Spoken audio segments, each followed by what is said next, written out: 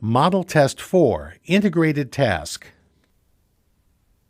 It's widely accepted that the bubonic plague, which devastated the world in the 14th century, originated in Asia. There is new evidence, however, that suggests that it may actually have started in North Africa.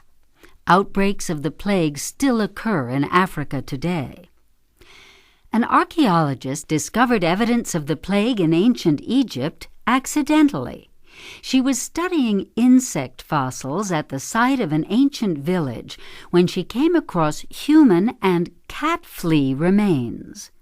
According to the archaeologist, insect remains can tell us a great deal about how people lived in the past.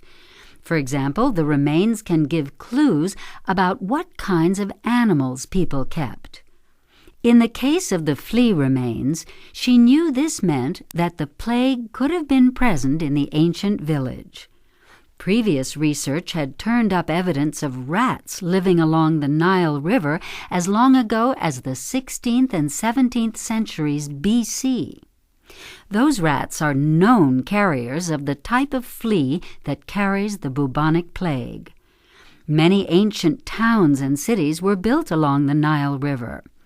Periodic flooding in the area would have driven rats out of their natural homes and into human settlements, an ideal scenario for spreading plague among human communities.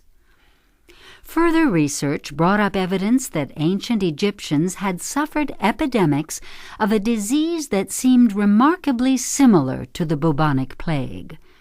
The archaeologist suggests that the plague was transported to Europe by rats that carried plague-ridden fleas onto ships crossing the Mediterranean Sea. The bubonic plague is not only a disease of the ancient world or the Middle Ages.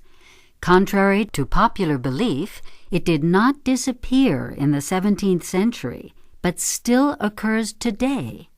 In Madagascar, for example, between 500 and 2,000 new cases of the disease are reported each year. According to the World Health Organization, every year there are as many as 3,000 new cases of the plague worldwide.